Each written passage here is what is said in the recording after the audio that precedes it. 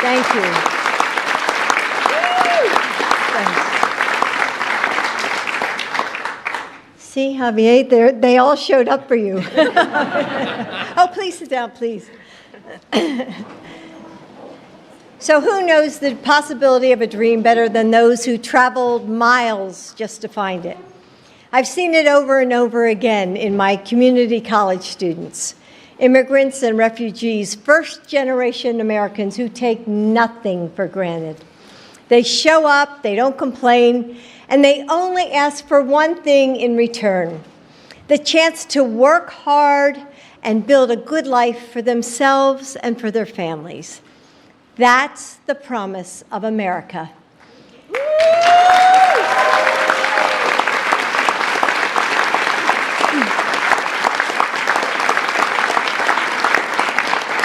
That's the promise that drew Joe's and my ancestors to the United States. That we are a nation defined not by language or ethnicity, by race or religion. That America is and always has been defined by us, we the people. So today I want to tell you an American story. You came to this country over a decade ago to work, to study, to find a future. You made a plan, and then you fell in love. So you built a life, a home, one filled with big smiles on little faces, with laughter and skinned knees, with PTA meetings and soccer practice. You go to the school of your dreams and start a business and tutor kids in math after school. And all you want is to give your child all the possibility of the world. But hanging over you is a shadow, a missing piece of paper, the possibility that your family may not be able to stay together. It's a story that too many families all across the country live every day. Since Joe took office, we've heard from those mothers and daughters, those fathers and sons, about the agony of that shadow. So Joe is doing what he always does, leading the way with compassion and experience.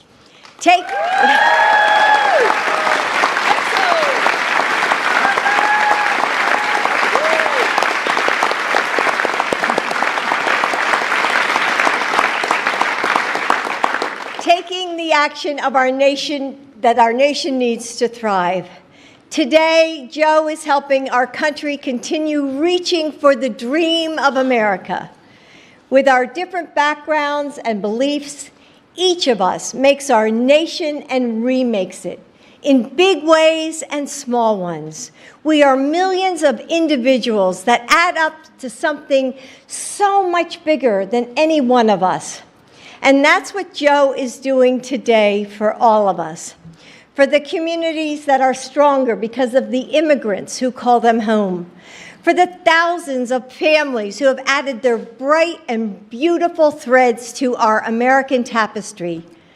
For those mothers and husbands and dreamers who have waited so long, worked so hard, and given so much. For people like Javier, who was able to pursue his dream of being a nurse thanks to DACA.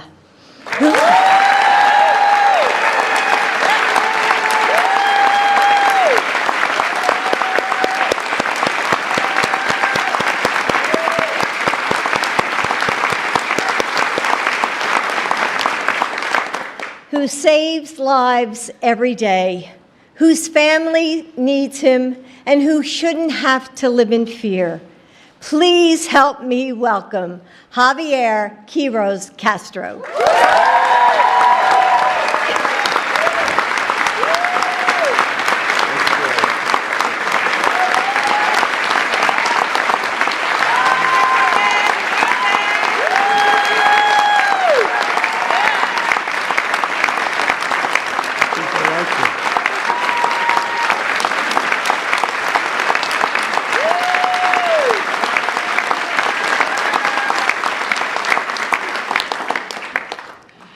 Ladies and gentlemen, my name is Javier Quiroz Castro.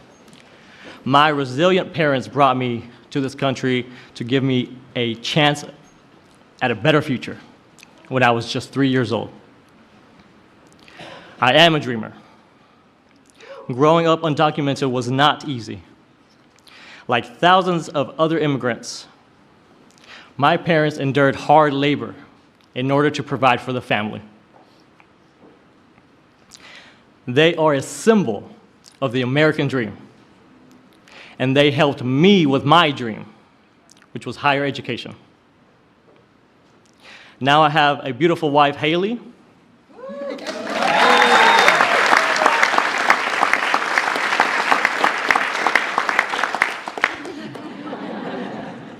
and two magnificent children, all of whom are US citizens and who are counting on me.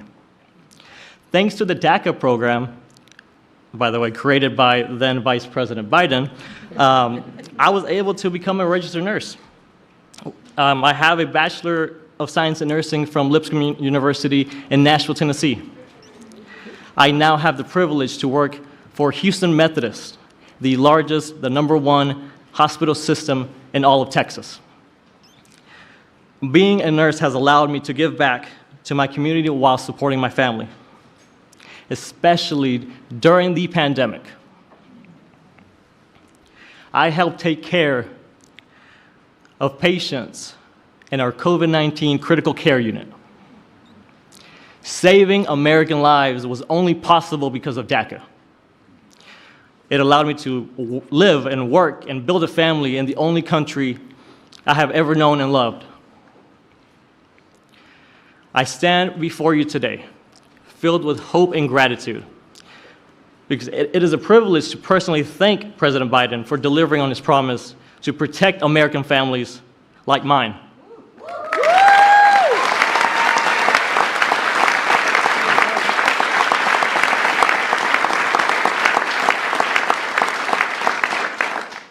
His actions today will prevent hundreds of thousands of families like mine across America from being torn apart, allowing us to continue to contribute to our communities and build a brighter, bigger future for our children. It is now my great honor to introduce the President of the United States, Joe Biden.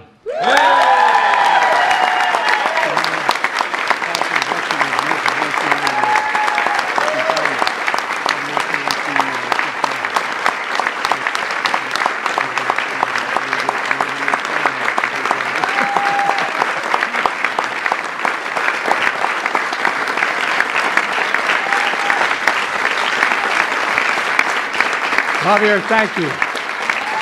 Please. Sit down. Today's a good day.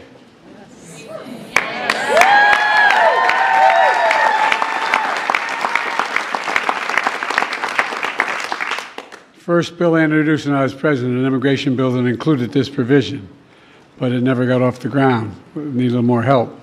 But now, today, a significant portion of it's being passed. Or being by executive order. Javier, thank you for the introduction and for sharing your family story.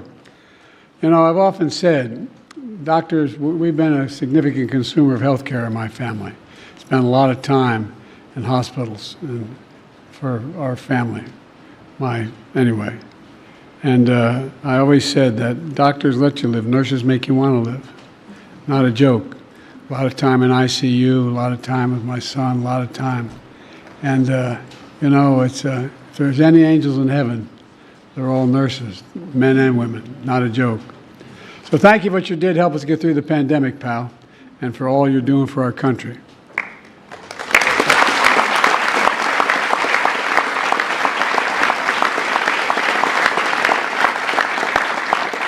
My name's Joe Biden. I'm Jill Biden's husband.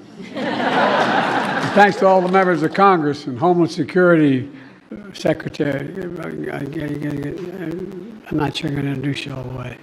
But all kidding aside, Secretary Mayorkas, as well as Secretary Becerra, and advocates and families for law enforcement, faith leaders, everybody who's here. 2 weeks ago, I did what Republicans in Congress refused to do. I took action to secure our border. That included restricting unlawful crossings at our southern border making decisions on asylum more quickly, and so much more. And so far, it's working. Since we implemented my order, encounters have dropped 25% at the border, and we're seeing the lowest number we've seen in a long time. But folks, It took this step after the bipartisan agreement one of the most conservative Republican senators had helped work through in over a 4 or 5 week period, the strongest bipartisan security agreement that's ever been seen.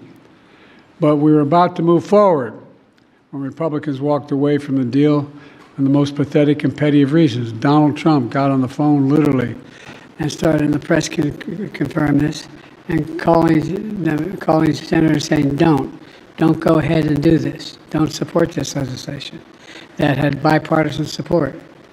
And when you ask why, he said it would hurt him politically and help me instead.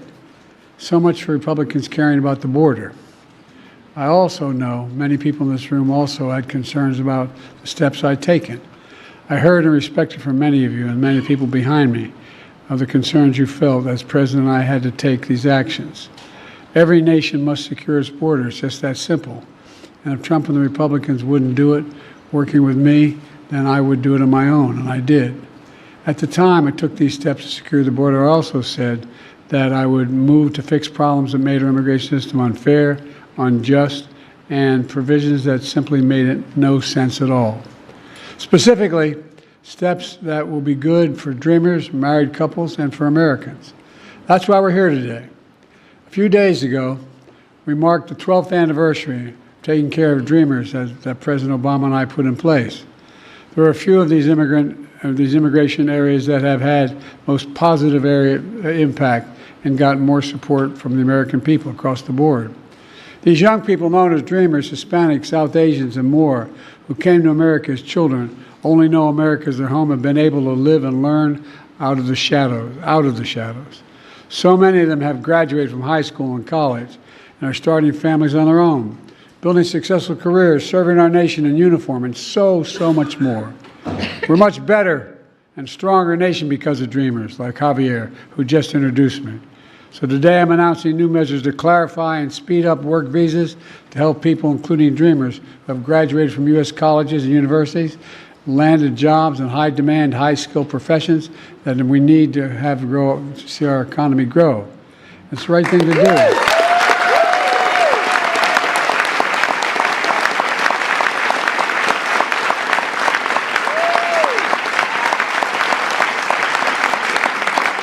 I want those who've been educated at U.S. colleges and universities to put their skills and knowledge to work for here in America.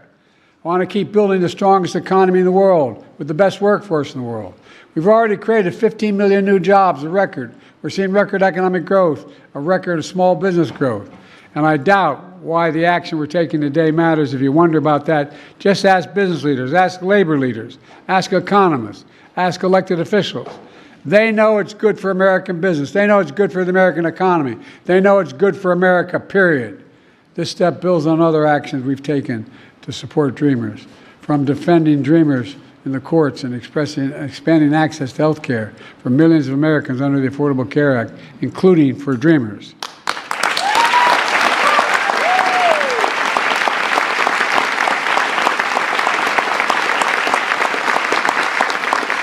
The second action I'm announcing today was about keeping families together. My dad used to have an expression. He said, Joey, family's about the beginning, middle, and the end. About keeping couples together who are married, where one spouse is a U.S. citizen, the other is undocumented. They've been living in the United States for at least 10 years. These couples have been raising families, sending their kids to church and school, paying taxes, contributing to our country for 10 years or more. Matter of fact, the average time they've spent here is 23 years, the people we're affecting today. But living in the United States all this time with this fear and uncertainty. We can fix that. And that's what I'm going to do today. Fix it.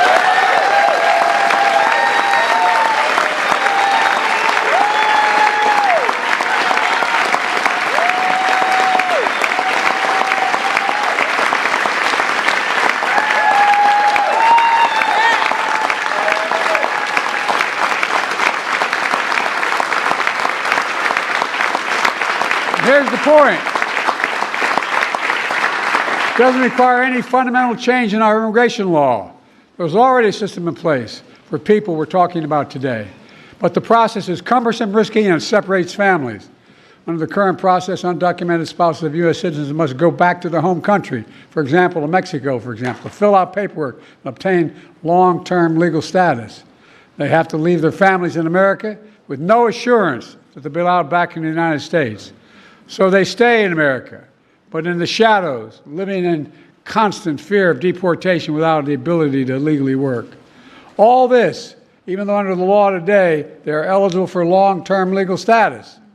Today, I'm announcing a common-sense fix to streamline the process for obtaining legal status for immigrants married, to American citizens who lived here for a long time. For those wives or husbands and their children who have lived in America for a decade or more but are undocumented, this action will allow them to file the paperwork for legal status in the United States, allow them to work while they remain with their families in the United States. Let's be clear. This action still requires undocumented spouses to file all required legal paperwork to remain in the United States. It requires them to pass the criminal background checks. And it doesn't apply to anyone trying to come here today. It only applies, this action is a better way. It doesn't tear families apart while requiring every undocumented spouse to fulfill their obligations under the law. Look, the actions I'm announcing today will go into effect later this summer. And by the way, just as was true for the protection of dreamers, the steps I'm taking today are overwhelmingly supported by the American people, no matter what the other team says. In fact, polls show over 70% of Americans support this effort to keep families together.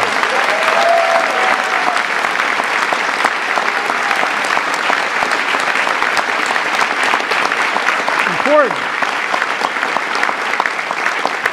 And the reason is simple. It embraces the American principle that we should keep families together. In 2013, President Obama and I took a similar action that allowed undocumented spouses and children of America's servicemen to stay together while they apply for legal status in America. Servicemen protecting our nation should not have to worry about keeping their families together, for God's sake. This policy has been in place for over a decade and is working well, and so will the new one. Look, let me close with this. I refuse to believe that to secure our border, we have to walk away from being in America.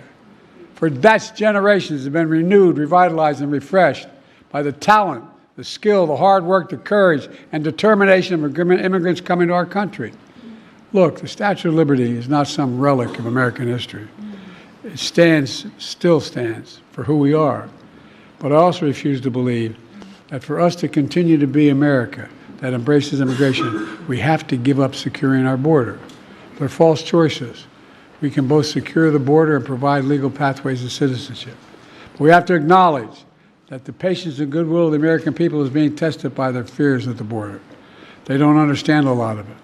These are the fears my predecessor is trying to play on when he says immigrants, and his words are poison the blood of the country. When he calls immigrants, in his words, animals. When he was president, he separated families and children at the border. And now he's proposing to rip spouses and children from their families and homes and communities and place them in detention camps. He's actually saying these things. It's hard to believe it's being said, but he's actually saying these things out loud. And it's outrageous. Folks, I'm not interested in playing politics with the border or immigration. I'm interested in fixing it. I said it before.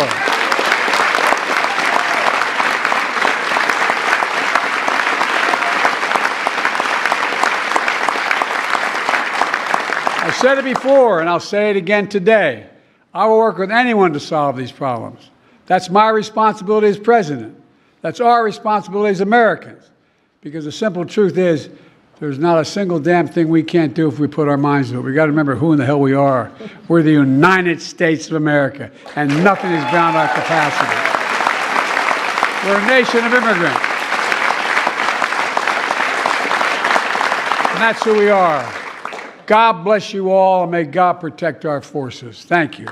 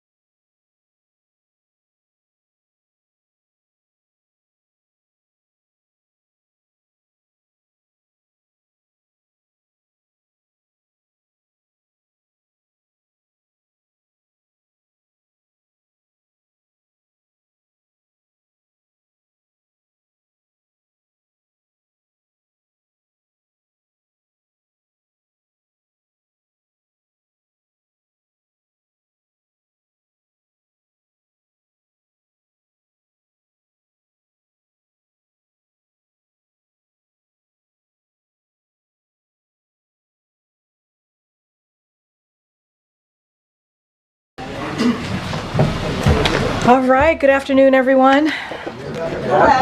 Hello. Hello. Weeja, hello. Okay, I have a couple things at the top and then we'll get going. So, as you all know, this afternoon, President Biden